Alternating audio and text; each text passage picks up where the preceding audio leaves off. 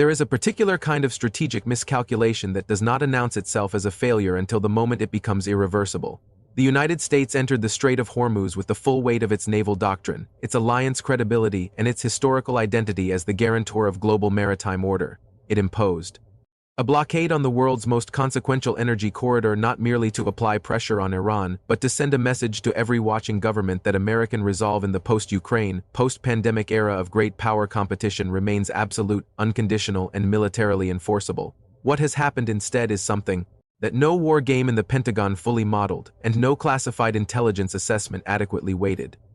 A single oil tanker, the Star Rich, documented as Chinese-linked, previously designated under American sanctions architecture, passed through the blockaded strait. It was not intercepted, it was not boarded, it was not turned back by the most powerful naval force in the recorded history of human warfare. It passed, and in that passage, in that single unremarkable transit of water that Washington had declared closed, the entire strategic logic of the blockade was exposed not as a demonstration of American power but as a precise cartography of American limitation. This is not a shipping story. Treating it as one is an analytical error that comfortable observers will make and serious strategists cannot afford.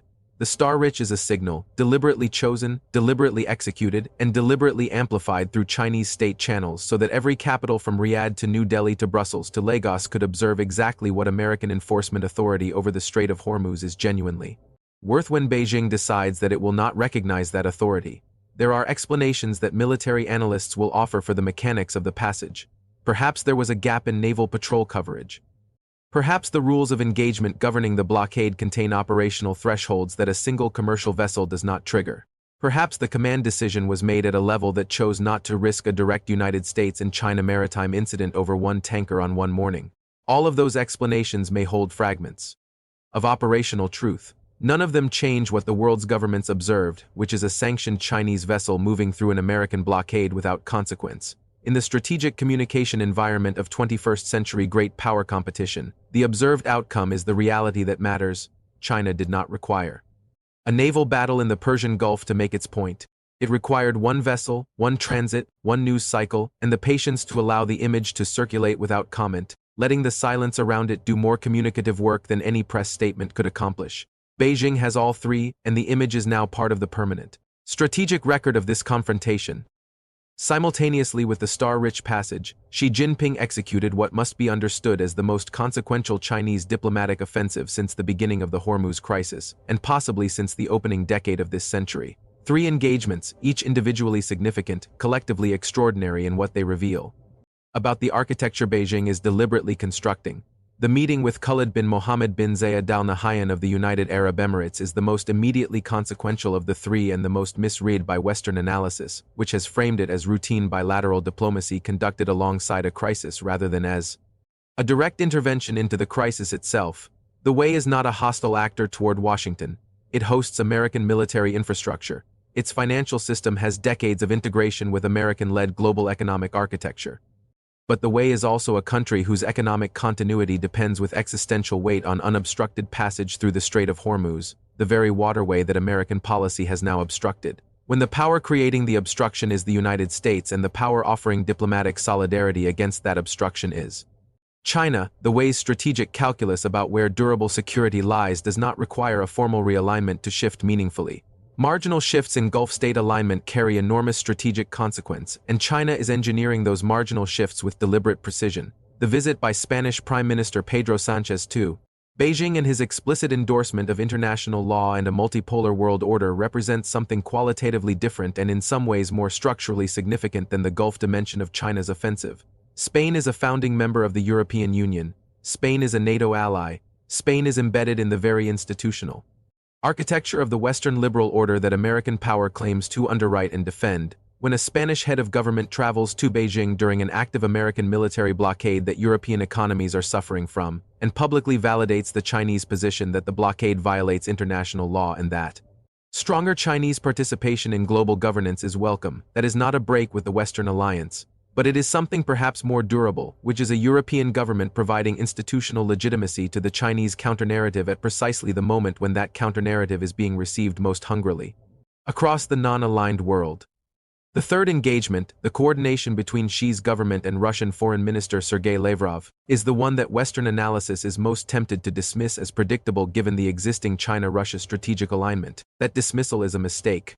Russia and China are not formal treaty allies, but they are operationally coordinating on the strategic management of a confrontation that both governments understand as a generational inflection point in the transition away from American unipolar dominance. What Lavrov brought to Beijing and what Beijing communicated in return represents the Eurasian weight of a coalition that is not being formally announced through any treaty ceremony but is being functionally constructed through shared operational interest. Together, these three engagements cover the Gulf's energy security, Europe's institutional legitimacy, and Eurasia's strategic military mass. They are the three pillars of a challenge to American unilateralism that is broader, more durable, and more carefully engineered than anything Washington factored into its blockade calculus.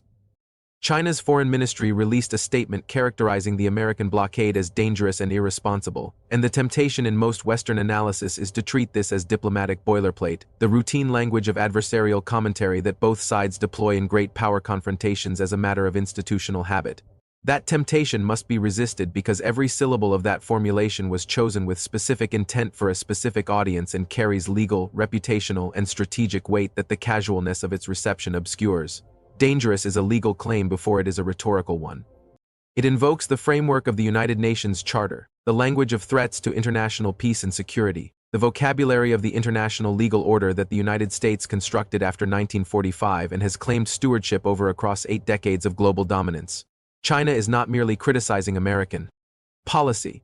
It is positioning American policy as a violation of the foundational architecture of the international system, and positioning itself as the more faithful defender of that system's principles than the country that authored them. Irresponsible is a reputational claim aimed with precision at the audience that matters most to the long-term strategic outcome of this confrontation, which is not Washington and not Beijing but the vast middle of the international system, the governments of the global south, the non-aligned states, the countries that have spent decades receiving lectures from American administrations about the importance of rules, multilateral norms, and responsible behavior in the international commons. China is telling those governments that America is not the reliable, law-respecting steward it has claimed to be, that the blockade is evidence of a unilateralism that imposes its costs on developing world energy budgets while protecting American domestic energy consumers from equivalent pain. The energy economics of this blockade reinforce that message with uncomfortable accuracy. The United States is not meaningfully exposed to Persian Gulf energy disruption. 15 years of domestic production transformation have insulated the American economy from Gulf supply shocks to a degree that previous administrations never enjoyed.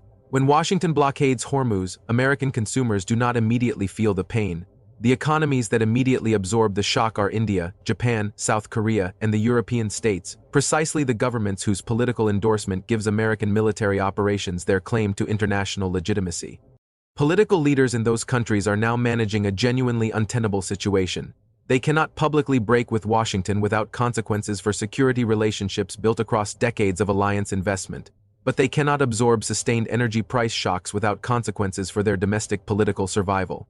As those shocks translate into inflation, manufacturing disruption, transportation costs, and heating bills for ordinary citizens who have no strategic interest in the Hormuz confrontation and no tolerance for subsidizing it with their living standards, the private pressure those leaders are applying to Washington through channels that will never produce a press release is already substantial and compounding with every additional week of sustained disruption. China's diplomatic offensive is engineered in precise awareness of this pressure structure. When Spain's Prime Minister visits Beijing and publicly endorses the Chinese position on international law, he is not simply speaking for Spain. He is providing political cover for every other allied government that needs to push back against the blockade without formally rupturing its relationship with Washington.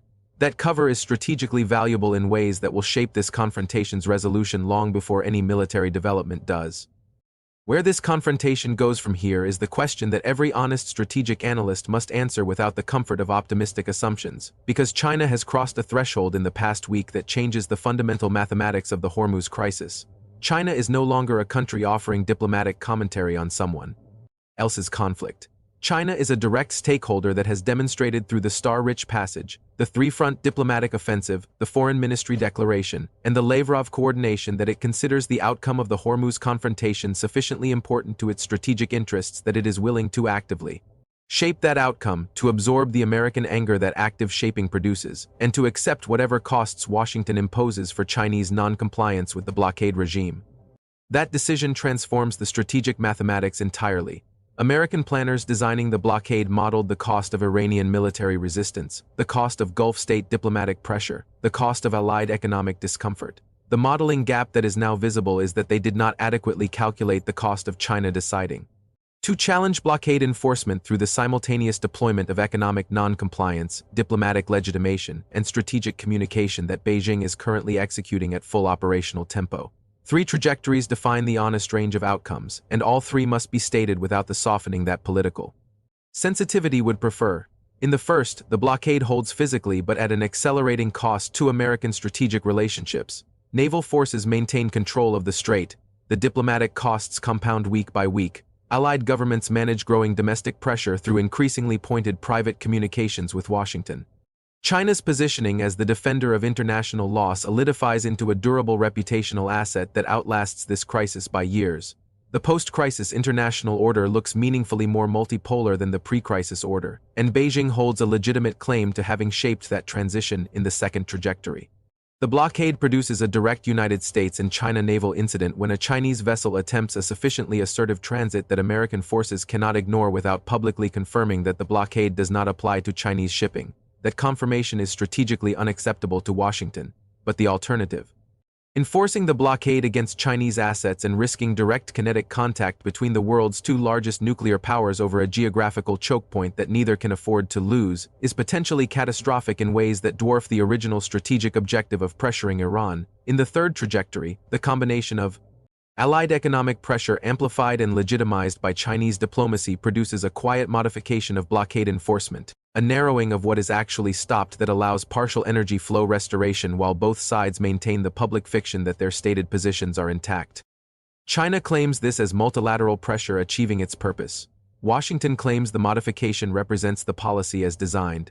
The public language is managed. The strategic reality observed by every watching government is that China successfully challenged American unilateral enforcement in the world's most critical maritime corridor, and that the challenge worked. What China has accomplished this week without firing a weapon, without deploying a warship in confrontational posture, without issuing a military ultimatum, is the revelation that American power in the global commons has a defined limit, that the limit is enforced not through military resistance, but through the combined weight of economic interdependence, diplomatic coalition building, and the elementary strategic reality that a blockade which cannot be applied to the world's second-largest economy is not a blockade at all. It is a performance. The United States entered the Strait of Hormuz to project strength, what it has projected instead, with a precision that no adversary could have engineered more effectively, is the exact geographic and political coordinates of its constraint, and in the strategic competition that will define this century, knowing precisely where your adversary's power ends is worth more than almost any military capability that either side could deploy. China knows where that line is. The entire world is now watching to see what Beijing does with that knowledge.